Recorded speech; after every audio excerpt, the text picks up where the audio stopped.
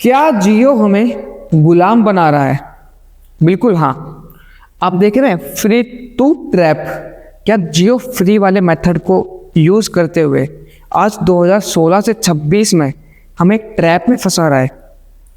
साथियों, आपको पता है वर्ष 2016 में जियो की शुरुआत हुई थी और काफ़ी भयंकर तरीके से ये शुरुआत की गई थी। हालांकि आगे बढ़ते उससे पहले समझते हैं इनके पिताजी का एक डायलॉग था, कर लो दुनिया मुट्ठी में। पिताजी का जो डायलॉग था सुपुत्र के द्वारा इतने बेहतरीन तरीके से अपनाया गया। दुनिया तो ये मुट्ठी करने में चली गई, लेकिन इन्होंने भारत को तो मुट्ठी में कर ही लिया है। साथियों, समझते हैं विस्तार से कैसे जियो ने अपनी मोनोपोली के साथ इस बाजार को मुट्ठी में कर लिया है और आज हमें भी मुट्ठी में करने जा रहा है। आए दिन लगातार जियो के रिचार्ज प्राइसेस बढ़ रहे हैं, इंटरनेट सेवाएं हर दिन महंगी होती जा रही, परंतु इसकी शुरुआत थी ना वो काफ़ी बेहतरीन तरीके से की गई थी। जब जियो आया था उससे पहले इंटरनेट काफ़ी महंगा होता था, करीब 250 से 300 रुपये का ये इंटरनेट हुआ करता था और हम लोग डरते थे इंटरनेट यूज़ करने से। हमने सिर्फ व्हाट्सअप चलाया और इंटरनेट बंद कर लिया। आज आपको वो आदत भी नहीं होगी कि आप इंटरनेट बंद करते हैं, परंतु 2016 से पहले इंटरनेट सिर्फ काम में आया और बंद कर लिया जाता था। लेकिन जियो की क्रांति आई, जियो 4G नेटवर्क लेके आया, अच्छी इंटरनेट कनेक्टिविटी लेके आया, जिससे इस क्रांति का फ़ायदा करोड़ों जनता को हुआ, लेकिन ये कंपनियां बर्बाद हो गई। सच्ची करोड़ों जनता को ये फ़ायदा हुआ क्योंकि इंटरनेट इतना सस्ता कर दिया गया कि हर कोई उसे अफोर्ड करने लगा। हालांकि जब जियो आया तो इसने सालों तक तो फ्री इंटरनेट दिया, फ्री सिम दी, फ्री डेटा दिया, जिसके कारण देश भर में काफ़ी ज़्यादा जियो को अच्छा रेस्पॉन्स मिला। 50 मिलियन सब्सक्राइबर कुछ ही दिनों में हो गए और 100 मिलियन सब्सक्राइबर कंपनी ने काफ़ी कम समय में अचीव कर लिए। देश भर में जियो की चर्चा होने लगी, हर कोई जियो की सिम पर शिफ्ट हो गया क्योंकि free internet, free calling, cheap सस्ते प्लान, कंपनी दबा कर फ्री इंटरनेट बांट रही थी। कंपनी मल्टीपल ऑप्शंस लेके आई, अपने जियो फाइबर लेके आई, जियो होम डिवाइसेस लेके आई, इसके अलावा नए नए इकोसिस्टम लेके आई, जियो फोन लेके आई। तो कंपनी ने अपने काफ़ी नए नए इकोसिस्टम के साथ एक्सपेरिमेंट किया, कुछ सफल रहे, कुछ असफल रहे। लेकिन आज जियो है जो हमें एक ऐसे ट्रैप में फंसा रहा है, जो इनका इकोसिस्टम है उसमें हम घुल मिलते जा रहे हैं और हमें पता भी नहीं चल रहा है। आज आपने देखा होगा साथियों, आपको यदि कनेक्टिविटी यूज़ करनी तो आपके पास जियो मोबाइल, जियो फाइबर, जियो एयर फाइबर है। आपको एंटरटेनमेंट करना है तो जियो हॉटस्टार, जियो सिनेमा, जियो टीवी आपके पास है। यदि आपको डिजिटल सर्विसेज काम में लेनी है, जियो गेम, जियो सावन, जियो मीट, जियो क्लाउड आप ले सकते हैं काम में। आपको यदि प्रोडक्टिविटी के कुछ सोल्यूशन चाहिए तो जियो होम है, जियो ड्राइव है आपके पास। आपको पेमेंट्स करने तो जियो फाइनेंस है, जियो पेमेंट बैंक है, जियो पे है। आपको इंश्योरेंस करना है, आपके पास जियो इंश्योरेंस है। आपको स्मार्ट डिवाइसेस काम में लेनी है, जियो का फ़ोन आता है, जियो की बुक आती है, लैपटॉप आता है, जियो टीवी प्लस आता है, जियो होम आता है, सेटअप बॉक्स टाइप का। तो जियो हर सेक्टर में जो आपके डेली यूज़ में है वो आपके उसमें घुसता जा रहा है। और हाल ही में जियो ने एक नया सेक्टर भयंकर तेजी से डेवलप किया है, वो है जियो मार्ट। जियो मार्ट देश भर में अपने नए नए स्टोर खोल चुका है और ब्लिंकिट, फ्लिपकार्ट, स्मार्ट बाय और जेप्टो को भयंकर तरीके से मात दे रहा है। जो ये तरीका इनका इकोसिस्टम है, क्योंकि इनके पास डेटा आपका पहले से ही है। इनका ये कहना है कि डेटा भी हमारे काम में लो, उसको कंज्यूम भी हमारे प्लेटफॉर्म पे करो। मतलब हमारे प्लेटफॉर्म से एक बार आप जुड़ जाओ, हमारा सारा इकोसिस्टम आप काम में लो, कहीं और जाओ ही मत। हो सकता है कल कोई जियो अपना यूट्यूब भी लेकर आ जाए। हालांकि जियो की जो एक क्रांति है इससे हमें सराहना देनी पड़ेगी। क्यों?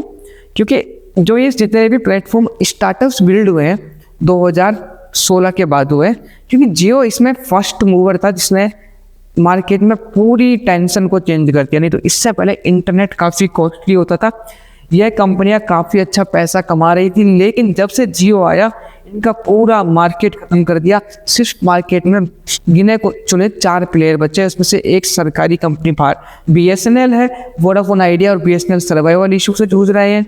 एयरटेल और जियो दोनों की ही मोनोपोली बची है इस टाइम मार्केट में। दोस्तों, ये मोनोपोली कितनी सही है इसको समझना अति आवश्यक है, क्योंकि जियो के आने के बाद तो ये स्टार्टअप्स आए, Netflix, YouTube, Instagram, online OTT platforms, UPI payments, online classes, food delivery startups, Zepto, Zomato, Blinkit, ये सब जियो के कारण सर्वाइव किए स्टार्टिंग में। सच्चाई है क्योंकि जियो ने ये शुरुआत की थी अफोर्डेबल इंटरनेट की, उसके बाद में इन कंपनियों को भी अफोर्डेबल इंटरनेट देना पड़ा, नहीं तो इनका सर्वाइवल इशू होना शुरू हो चुका था। परंतु अब हमें समझना पड़ेगा कि जो जियो ये इकोसिस्टम बना रहा है कितना सही है। इस इकोसिस्टम से ओलिगोपोली और मोनोपोली कंपनी की बनती जा रही है। कंपनी इतना ज़्यादा डिपेंडेंसी हमारी अपने ऊपर बना चुकी है कि हमें कुछ भी यूज़ करना हो तो इनके ही प्लेटफॉर्म्स हमें ऑप्शन दिखते हैं। आज हमें ज़्यादा ऑप्शन दिखाई देते नहीं है। यदि आप जियो से शिफ्ट होंगे तो कहाँ होंगे? एयरटेल के ऊपर। एयरटेल से शिफ्ट होंगे तो कहाँ होंगे? जियो के ऊपर या वोडाफोन आइडिया के ऊपर। यदि आप ज़्यादा से ज़्यादा और कहाँ जा सकते हैं? BSNL के ऊपर। लेकिन आप BSNL वोडाफोन को प्रेफर करेंगे नहीं क्योंकि इंटरनेट इशू, नेटवर्क इशू चलता है। इसीलिए आपके पास देश भर में सिर्फ 2 ही ऑप्शन है, वोडाफोन जियो या एयरटेल। इतना ज़्यादा इनके इकोसिस्टम पर डिपेंडेंसी होना गलत है। आप बोलेंगे क्या दिक्कत है भाई, हमें अच्छा उल्टा कनेक्टिविटी हो रही है, इकोसिस्टम मिल रहा है तो अच्छी चीज़ है, प्रोडक्टिविटी अच्छी होगी।